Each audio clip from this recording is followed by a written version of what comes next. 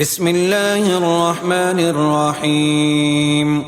الحمد لله الذي أنزل على عبده الكتاب ولم يجعل له عوجا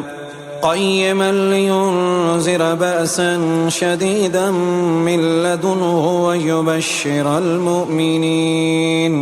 ويبشر المؤمنين الذين يعملون الصالحات أن لهم أجرا حسنا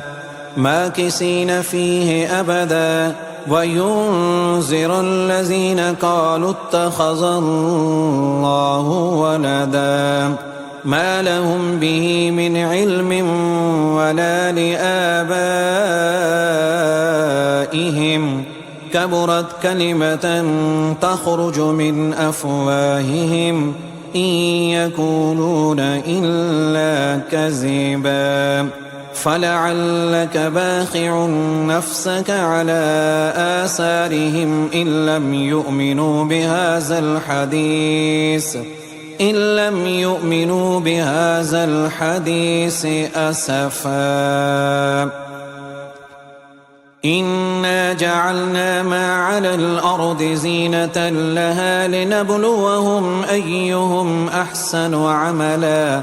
وإنا لجاعلون ما عليها سعيدا جرزا. أم حسبت أن أصحاب الكهف والرقيم كانوا من آياتنا عجبا إذ أوى الفتية إلى الكهف فقالوا ربنا آتنا من لدنك رحمة وهيئ لنا من أمرنا رشدا. فضربنا على آذانهم في الكهف سنين عددا ثم بعثناهم لنعلم أي الحزبين أحصى لما لبثوا أمدا. نحن نقص عليك نبأهم بالحق إنهم فتية آمنوا بربهم وزدناهم هدى وربطنا على قلوبهم إذ قاموا فقالوا ربنا رب السماوات والأرض لن ندعو من دونه إلها لقد قلنا إذا شططا. هؤلاء قوم اتخذوا من دونه آلهة لولا يأتون عليهم بسلطان بين فمن أظلم ممن افترى على الله كذبا. وإذ اعتزلتموهم وما يعبدون إلا الله فاووا إلى الكهف ينشر لكم ربكم من رحمته ويهيئ لكم من أمركم مرفقا. وترى الشمس إذا طلعت تزاور عن كهفهم ذات اليمين وإذا غربت تقرضهم ذات الشمال وهم في فجوة منه ذلك من آيات الله. من يهد الله فهو المهتد ومن يضلل فلن تجد له وليا مرشدا. وتحسبهم أيقاظا وهم رقود ونقلبهم ذات اليمين وذات الشمال وكلبهم باسط ذراعيه بالوصيد لو اطلعت عليهم لوليت منهم فرارا ولملئت منهم رعبا. وكذلك بعثناهم ليتساءلوا بينهم قال قائل منهم كم لبثتم قالوا لبثنا يوما أو بعد يوم قالوا ربكم أعلم بما لبثتم فابعثوا أحدكم بورقكم هذه إلى المدينة فلينظر أيها أزكى طعاما فليأتكم برزق منه وليتلطف ولا يشعرن بكم أحدا إنهم إن يظهروا عليكم يرجموكم أو يعيدوكم في ملتهم ولن تفلحوا إذا أبدا وكذلك أعصرنا عليهم ليعلموا أن وعد الله حق وأن الساعة لا ريب فيها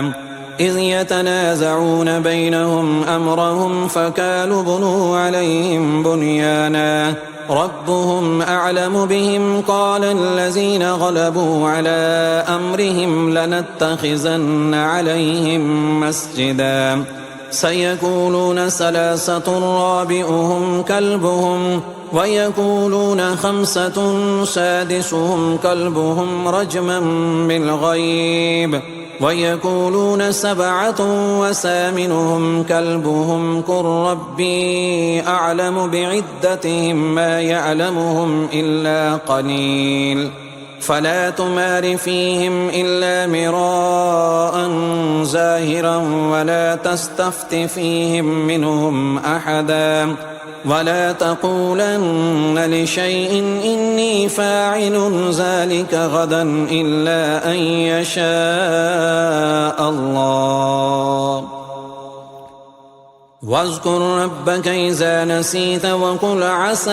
أن يهديني ربي لأقرب من هذا رشدا ولبثوا في كهفهم 300 سنين وازدادوا 9 قل الله أعلم بما لبثوا له غيب السماوات والأرض أبصر به وأسمع ما لهم من دونه من ولي ولا يشرك في حكمه أحدا واتل ما أوحي إليك من كتاب ربك لا مبدل لكلماته ولن تجد من دونه ملتحدا واصبر نفسك مع الذين يدعون ربهم بالغداة والعشي يريدون وجهه ولا تعد عيناك عنهم تريد زينة الحياة الدنيا ولا تطع من أغفلنا قلبه عن ذكرنا واتبع هواه وكان أمره فرطا وقل الحق من ربكم فمن شاء فليؤمن ومن شاء فليكفر إنا أعتدنا للظالمين نارا أحاط بهم سرادقها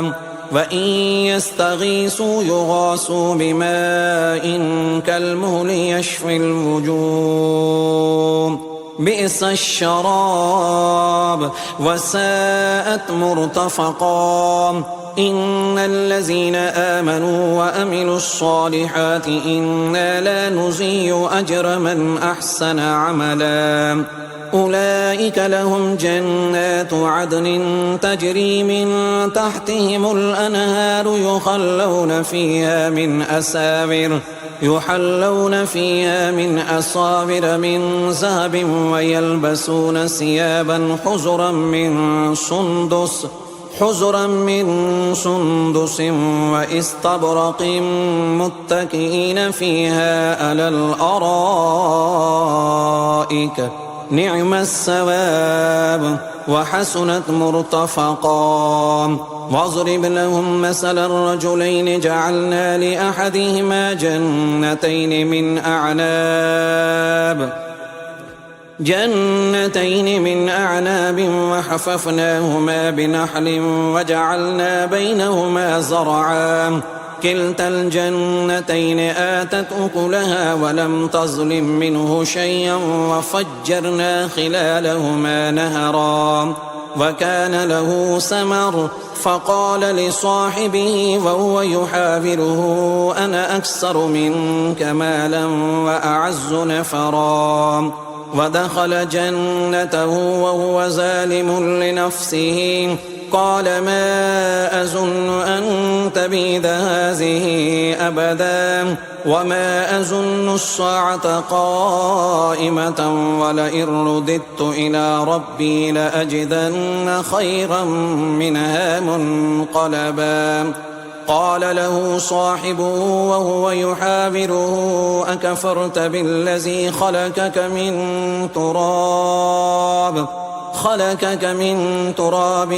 ثم من نطفة ثم سواك رجلا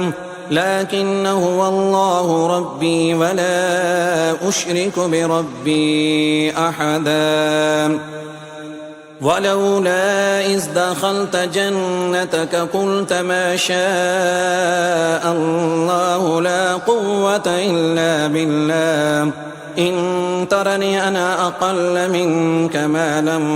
وولدا فعسى ربي أن يؤتيني خيرا من جنتك ويرسل عليها حسبانا من السماء فتصبح صعيدا زلقا أو يصبح ماؤها غورا فلن تستطيع له طلبا وأحيط بثمره فأصبح يقلب كفيه على ما أنفق فيها وهي خاوية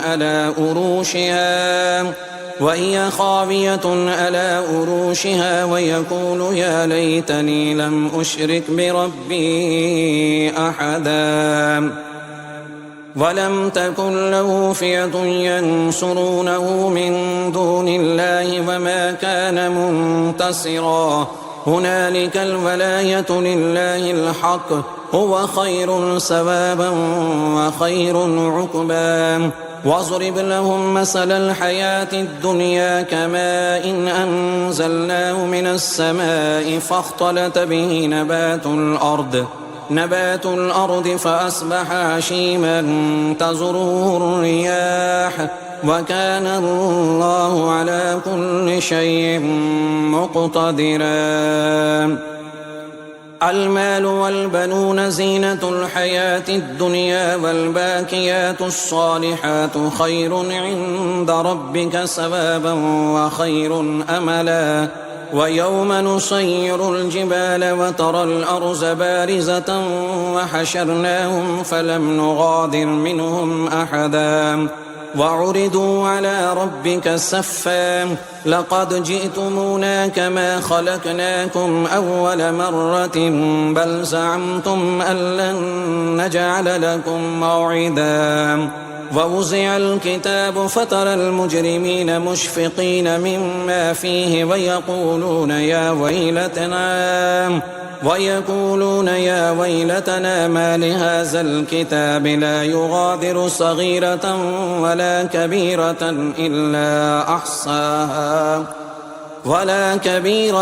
إلا أحصاها ووجدوا ما عملوا حاضرا ولا يظلم ربك أحدا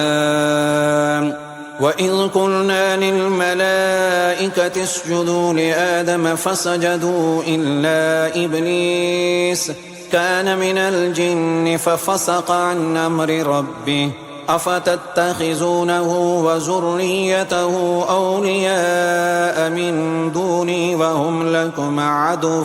بئس للظالمين بدلا ما أشهدتم خلق السماوات والأرض ولا خلق أنفسهم وما كنت متخذ المضلين عضدا ويوم يقول نادوا شركائي الذين زعمتم فدعوهم فلم يستجيبوا لهم وجعلنا بينهم موبقا ورأى المجرمون النار فظنوا أنهم مواقعوها ولم يجدوا عنها مصرفا ولقد صرفنا في هذا القرآن للناس من كل مثل وكان الإنسان أكثر شيء جدلا وما منع الناس أن يؤمنوا إذ جاءهم الهدى ويستغفروا ربهم إلا أن تأتيهم سنة الأولين أو يأتيهم العذاب قبلا وما نرسل المرسلين إلا مبشرين ومنذرين ويجادل الذين كفروا بالباطل ليدحضوا به الحق واتخذوا آياتي وما أنذروا هزوا ومن أظلم ممن ذكر بآيات ربه فأعرض عنها ونسي ما قدمت يداه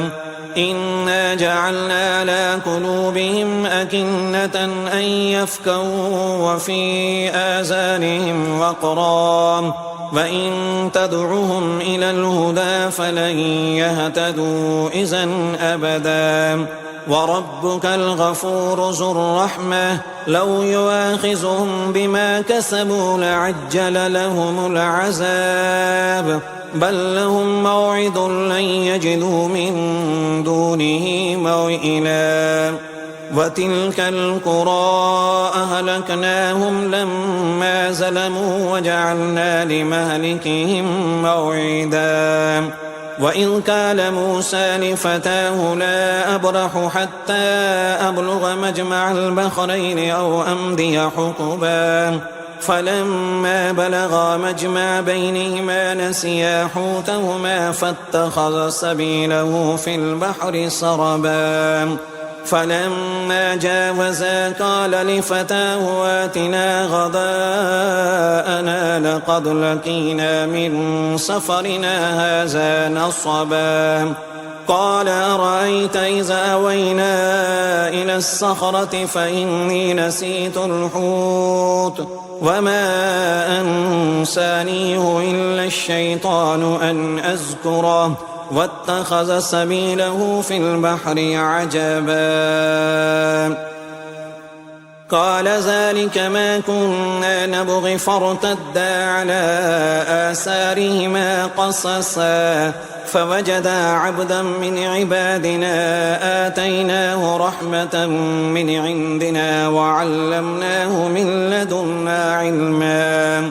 قال له موسى هل أتبعك على أن تعلمني مما علمت رشدا قال إنك لن تستطيع معي صبرا وكيف تصبر على ما لم تحط به خبرا قال ستجدني إن شاء الله صابرا ولا أعصي لك أمرا قال فإن اتبعتني فلا تسألني عن شيء حتى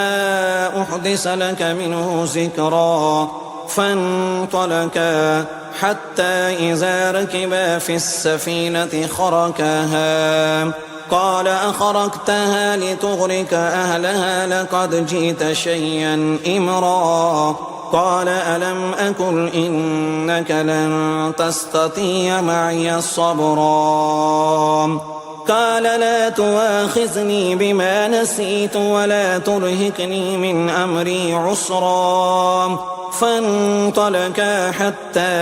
إذا لقيا غلاما فقتله قال أقتلت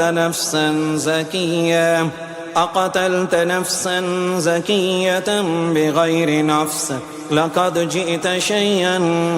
نكرا قال ألم أكن لك إنك لن تستطيع معي صبرا قال إن سألتك عن شيء بعدها فلا تصاحبني قد بلغت من لدني عذرا فانطلقا حتى إذا أتيا أهل قرية استطعما أهلها فعبوا أن ليزيفوهما فوجدا فيها جدارا يريد أن ينقض فأقاما قال لو شئت لاتخذت عليه أجرا قال هذا فراق بيني وبينك سأنبئك بتأويل ما لم تستطع عليه صبرا أما السفينة فكانت لمساكين يعملون في البحر فأردت أن أعيبها وكان وراءهم ملك يأخذ كل سفينة غصبا وأما الغلام فكان أبواه مؤمنين فخشينا أن يرهقهما طغيانا وكفرا فأردنا أن يبدلهما ربهما خيرا منه زكاة وأقرب رحما وأما الجدار فكان لغلامين يتيمين في المدينة وكان تحته كنز لهما وكان أبوهما صالحا فأراد ربك أن يبلغا أشدهما ويستخرجا كنزهما رحمة من ربك وما فعلته عن أمري ذلك تأويل ما لم تسطع عليه صبرا ويسألونك عن ذي القرنين قل سأتلو عليكم منه ذكرا إنا مكنا له في الأرض وآتيناه من كل شيء سببا حتى إذا بلغ مغرب الشمس وجدها تغرب في عين حمية ووجد عندها قوما قلنا يا ذا القرنين إما أن تعذب وإما أن تتخذ فيهم حسنا قال أما من ظلم فسوف نعذبه ثم يرد إلى ربه فيعذبه عذابا نكرا وأما من آمن وعمل صالحا فله جزاء الحسنى وسنقول له من أمرنا يسرا ثم أتبع السببا حتى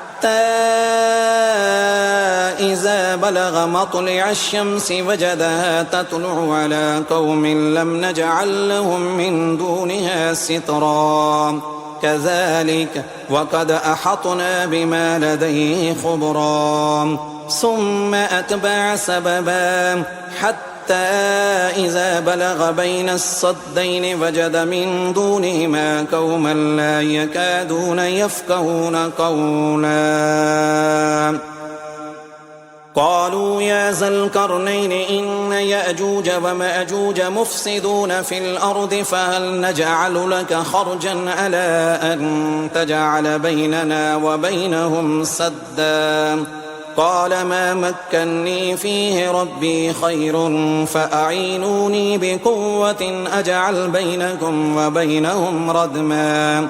آتوني زبر الحديد حتى إذا ساوى بين الصدفين قال انفخوا حتى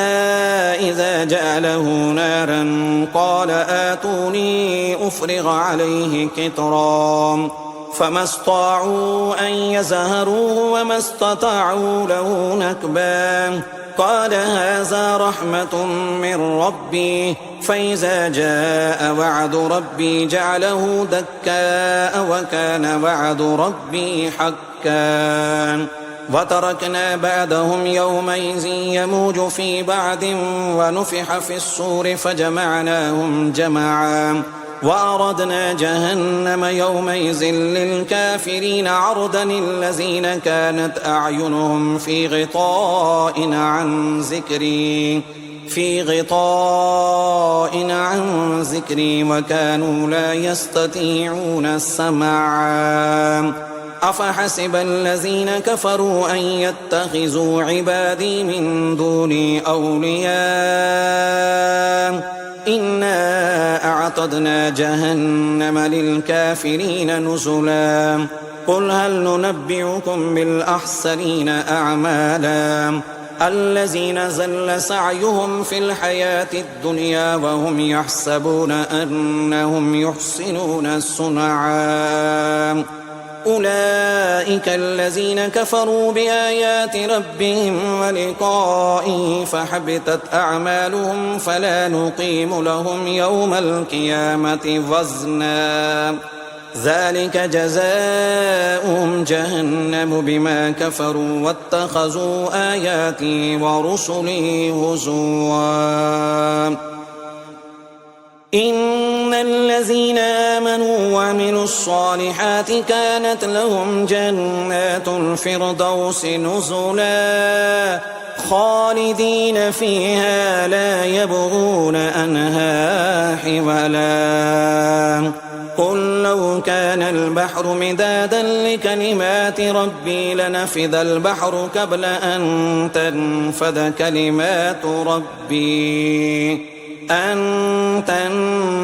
كلمات ربي ولو جئنا بمثله مددا